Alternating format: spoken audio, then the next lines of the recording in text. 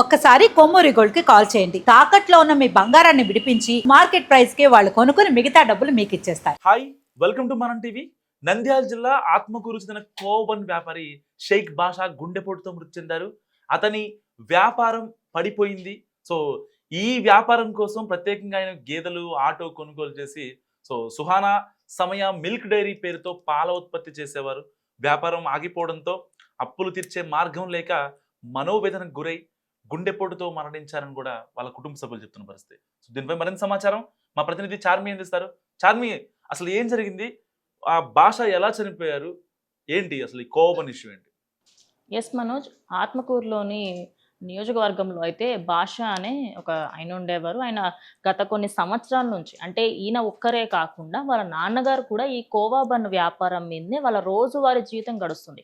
అయితే ఆయన మేడారం జాతర దగ్గర జరిగిన ఇన్సిడెంట్ ఏదైతే ఉందో, అంటే అక్కడ జరిగిన దానికి సంబంధించి ఆ రోజు నుంచి ఇప్పటి వరకు, అంటే దానివల్ల ఎన్నో వివాదాలు చేసినప్పటికీ కూడా ఎంతో మందికి అవగాహన కలిగింది. అంటే కోవా బన్లో ఏదో కలుపుతున్నారు, ఏదో తేడాగా ఉంది అనే విషయం బయటకు వచ్చింది.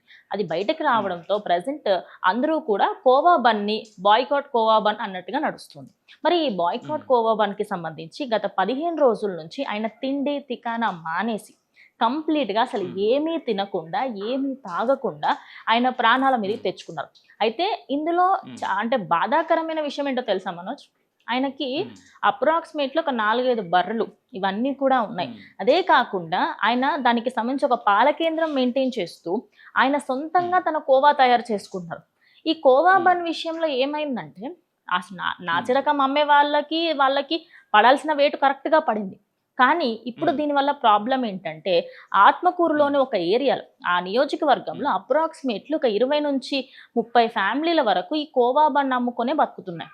ఆ బతకడం వల్లనే ఆ భాష అనే వ్యక్తి గత కొద్ది రోజులుగా ఆందోళన, అమ్మ ఆయనకు అప్పులు ఉన్నాయి, 2 కూతుర్లు, వాళ్ళకి ఫ్యూచర్లో పెళ్లి చేయాలి, వాళ్ళకి సంబంధించి ఆవేదన, ఆయనకి ఇంటికి సంబంధించి, అదే విధంగా ఆయన వ్యాపారానికి సంబంధించి ఆ కోవా బన్ మీద ఆయన నిజంగా బతుకుతున్నాడంటే ఎస్, నిజంగానే వాళ్ళ ఫ్యామిలీ అంతా కూడా ఆ 10 రూపాయల కోవా బన్ మీదనే బతుకుతుంది. ఎందుకంటే ఇంట్లోనే కోవా తయారవుతుంది కదా మనోజ్, బర్రెలు ఉన్నాయి.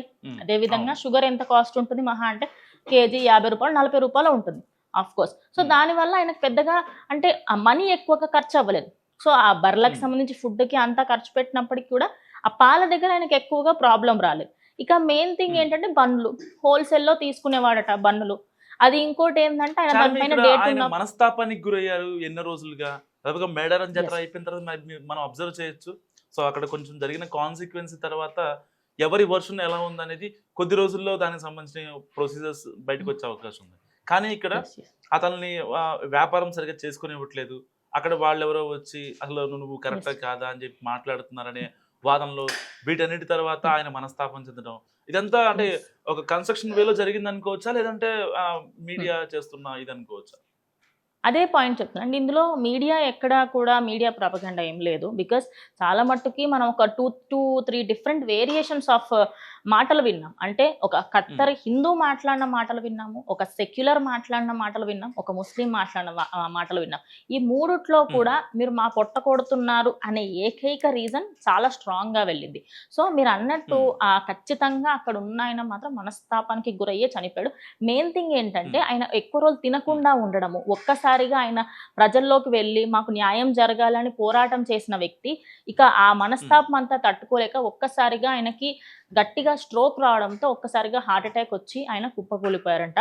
అయితే గత 15 రోజులు ఉండేది అంటే ఇప్పుడు ఒక భాష అనే వ్యక్తి ఇప్పుడు దీన్ని కూడా హిందూ ముస్లిం అనే ఒక ఇది చేయొచ్చు. కానీ అల్టిమేట్ గా మనం మాట్లాడుకుంటే వాళ్ళ భాష అనే వ్యక్తి గుండెపోటుతో మృతి చెందారు, అనంతలోకాలకు వెళ్ళిపోయారు. వాళ్ళ ఫ్యామిలీలో 2 ఆడపిల్లలు ఉన్నారు. ఇప్పుడు వాళ్ళ ఫ్యామిలీ దయనీయ స్థితిలో ఉంది ఒక రకంగా చెప్పాలంటే. అంటే ఇంటికి పెద్ద దిక్కే లేకపోవడంతో ఒక రకంగా ఇబ్బందికర సిచ్యువేషన్స్ ఉంటాయి. మినిమం సర్వైవల్స్కి ఫ్యామిలీని లీడ్ చేసుకోవడం కావచ్చు, ఇలాంటివి చాలా ఇబ్బంది అవుతాయి. కేవలం ఆడవాళ్లే ఉంటాయి. మరి ఇలాంటి నేపథ్యంలో ఆయన ఇంతకు ముందు కోవా బన్పై చేసిన వ్యాఖ్యలు ఏంటి? అంటే ఇలాంటి రెసిన్ పదార్థాలు కావచ్చు, పిల్లలు పట్టుకుండా ఇలాంటివి వాటిని సమర్థించేవారా, లేకపోతే అలా జరుగుతుంటే అది తప్పు అని అంటే నిలదీసేవారా? ఆయన మనసత్వం అలాంటిది, ఆయన శైలి ఎలా ఉండేది? మనోజ్ మీరు చెప్పినట్టు ఒకసారి మనం రీజన్ గురించి కూడా మాట్లాడుకుందాం. అంటే జనాల్లో ఇంత వ్యతిరేకత రావడానికి ఇంకొక రీజన్ కూడా ఉంది. ఒక కోవా బన్ విషయంలోనే కాదు. ఒకానొక సందర్భంలో ఒక డాక్టర్ అయ్యుండి ఆయన రెసిన్ కలిపి 1,00,000 మంది ప్రాణాలు తీసేదానికి సంబంధించి ఒక కుట్ర పన్నారు అనే విషయం యావత్ 2 తెలుగు రాష్ట్రాలలో శంఖం మోగినట్టు మోగింది. అవునా కాదా? మీరు కూడా చూసే ఉంటారు దానికి సంబంధించి కంప్లీట్‌గా. సో అక్కడ జరిగిన సిట్యుయేషన్‌కి సంబంధించి అప్పటి నుంచి కూడా ఈ మతపర కలహాలు అనేటివి రోజు రోజుకి ఎక్కువ అవుతూ పోయాయి. అయితే ఈ భాష అనేటైనా ఎప్పుడైతే ఈ కోవా బన్ ఇష్యూ బయటకొచ్చిందో ఆ రోజు నుంచి ఈ రోజు వరకు మీరు మా పొట్ట కొడుతున్నారు అనే ఒక విషయం. అదే విధంగా ఆయన తప్పు చేశారా చేయలేదా పక్కకు పెట్టండి. మా సైడ్ ఎంతో మంది నిజంగా మేము ఇంట్లోనే తయారు చేసి పెడుతున్నాము. మరి వాటి గురించి ఎందుకు మాట్లాడట్లేరు? ఇప్పుడు ఎంతో మంది నిజంగా అంటే మనం డే టు డే లైఫ్‌లో మనోజ్ 10 రూపీస్ కోవా బన్ కాదు. మీరు ఎప్పుడైనా ఒక రూ. 30, రూ. 40 బయట కోవా బన్ అమ్ముతారు. అది నిజంగా జెన్యూన్‌గా ఉంటుంది కొన్ని సార్లు. సో ఇక్కడ ఏమవుతుందంటే జెన్యూన్‌గా అమ్మే వాళ్ళ పొట్ట కొట్టినట్టుగా అవుతుంది అన్నట్టుగా ఈ కంప్లీట్‌గా ఇదే స్టోరీ నడుస్తుంది. ఇక ఈ భాష అనేటైనా ఈ రెసిన్‌కి కానీ లేకపోతే ముస్లింలకి సంబంధించి హిందువులకు సంబంధించి ఏదైనా తప్పు జరిగింది అంటే ప్రొటెస్ట్ చేసిన వ్యక్తి. ఆయన చాలా మంచివారు. అదే విధంగా ఆయన మీద ఆధారపడి ఆ ఒక్క ఫ్యామిలీయే కాదు. ఆ ఆత్మకూరులోని ఎంతో మంది ముస్లిం ఎవరైతే ఉన్నారో వాళ్ళందరూ కూడా ఆయన మీద ఆధారపడి ఉండేవాళ్ళంట. అంటే ఆయనకు సంబంధించి ఆ కోవా బన్ ఆయనతో పాటు ఇంకా ఎంతో మంది నమ్మేవాళ్ళట. రేపటి రోజు ఏమైనా సహాయం కావాలన్నా చేసేటువంటి వ్యక్తి. ఇక ఆయన పిల్లలకి సంబంధించి కూడా అటు అప్పులు తీర్చలేని పరిస్థితి. ఆయన అప్పులు ఉన్నాయి. ఈ కోవా బన్ రాకుండా నాకు ఇంకే పని రాదు. ఆయన ఎప్పుడైతే మేడారం ఇన్సిడెంట్ బయటకు వచ్చిందో అప్పుడు ఒక మాట అన్నారు. మాకు ఈ కోవా బన్ కాకుండా ఇంకేది తెలియదండి. మీరు అనుకుంటారు మాకు ఇంకా వేరే జాబులు లేదు. మేము రోజు పొట్టగుట్టు దీనితోనే నడుస్తుంది. మా చక్రం ఏదైతే ఉందో, మా గాడి ఏదైతే ఉందో అది దీనితోనే నడుస్తుంది. అది నడవట్లేదు అంటే ఖచ్చితంగా ఈరోజు మా పొట్టగొట్టిన వాళ్ళు అవుతున్నారు. సరే దీనికి సంబంధించి ఇది ఎక్కడికో వెళ్ళింది. అంటే సిచ్యువేషన్ అక్కడ నాసిరకంగా తప్పుడుగా అందులో పురుగులున్నాయనో ఏదో ఒక రీజన్ వల్ల స్టార్ట్ అయినప్పటికీ అది కాస్త మతపర కలహాలు దాని తర్వాత ఇంకా ఇంకా ఇంకా ముందుకు వెళ్ళింది. కానీ ఇప్పుడు చూసుకుంటే చాలా మంది ప్రజెంట్ అక్కడ ఉన్న ఏరియాలో వాళ్ళు ఏమంటున్నారంటే గవర్నమెంట్ సైడ్ నుంచి మాకు కొంత గొప్ప మనీ ఇచ్చే ప్రయత్నం చేయండి. లేదు అంటే మేమందరం ఈ కోవా బన్ ఆపేస్తాం. మరి మాకు వేరే ఉద్యోగాలు ఇప్పియండి. ఎందుకంటే ఇప్పుడు కోవా బన్‌కి సంబంధించి చాలా మందిలో ఏంటంటే తినొద్దు, ఇంకా ముస్లింలు అమ్మితే అసలుకే తినకూడదు అనేది ప్రచారం ఎక్కువగా జరిగింది. మరి ఇప్పుడు మమ్మల్ని ఏం చేయమంటారు అనే వాదన బయటకు వస్తుంది. మరి ఇప్పుడు గవర్నమెంట్‌కి సంబంధించి ఆంధ్రప్రదేశ్ గవర్నమెంట్ దీన్ని చాలా సీరియస్‌గా తీసుకుంది. పొలిటికల్ వరకు వెళ్ళింది. ఆఖరికి ఎంతో మంది పెద్ద పెద్ద వ్యక్తులు ఆయనను పిలిపించి మాట్లాడి డబ్బులు కూడా ఇచ్చే ప్రయత్నం చేశారు. అదే విధంగా ఇటు వీళ్ళకి కూడా ఈ భాష ఫ్యామిలీకి అదే విధంగా ఆత్మకూరుకు సంబంధించిన ఎంతో మంది ఒక రకంగా పొలిటికల్ టర్న్ తీసుకుంది అనుకోవచ్చా చార్మి? ఒక విధంగా ఎస్ చెప్పింది కరెక్టే మనోజ్. ఏంటంటే ఇది అటు ఇటు పోయి కంప్లీట్‌గా ఒక చక్రం తిరిగి మధ్యలోకి వచ్చి ఇప్పుడు పొలిటికల్ దగ్గర ఆగిపోయింది. దెన్ పొలిటికల్ సపోర్ట్ కోసం చేస్తున్నారా లేకపోతే వాళ్ళు దేనికోసం చేస్తున్నారు అనేది ఇంకా క్లారిటీ లేదు. కానీ అక్కడ జరుగుతున్న దాని ప్రకారంగా చూస్తే మాకు జాబులు ఇప్పియండి మరి. ఎందుకంటే మా జీవనోపాధి మీరు తీసేసుకున్నారు. మరి మాకు ఇంకొక ఆప్షన్ ఏంటి? అప్రాక్సిమేట్లీ గత 15 రోజుల నుంచి అంట మనోజ్ మీరు నమ్మరు వాళ్ళు అసలు బయటకు వెళ్ళట్లేదంట. రీజన్ ఇదే. అంటే బయటికి వెళ్తే మీ దగ్గర ఎందుకు కొనాలి? మీ దగ్గర కొంటే మీరు ఏం కలుపుతున్నారో తెలీదు. మీరు ఏం వేస్తున్నారో తెలీదు. మీరు రెజనే వేస్తున్నారో లేకుంటే ఇంకేమైనా వేస్తున్నారో ఏంటో అనేది చాలా మంది మాట్లాడుతున్నారు. ఇంకో విషయం ఇది రవ్వ బన్ అని ఇంకోటి ఉంటుంది.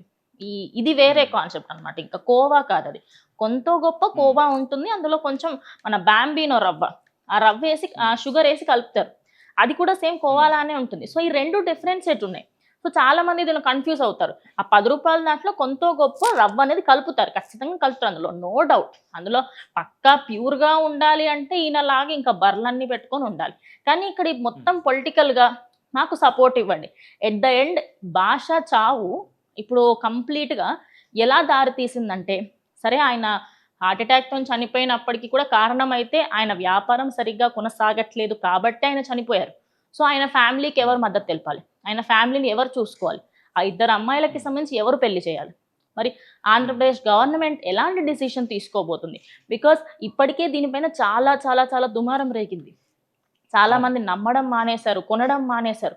సో మరి ఇదొకటే కాదు కదా మనోజ్, 2 తెలుగు రాష్ట్రాలలో అప్రాక్సిమేట్లీ 1000కి పైగా కోవా బన్ అమ్మే వాళ్ళు ఉన్నారు. అంతెందుకు ఇక్కడ జూబ్లీ హిల్స్, మాదాపూర్ ఆ ఏరియాలో కూడా ఉంటారు.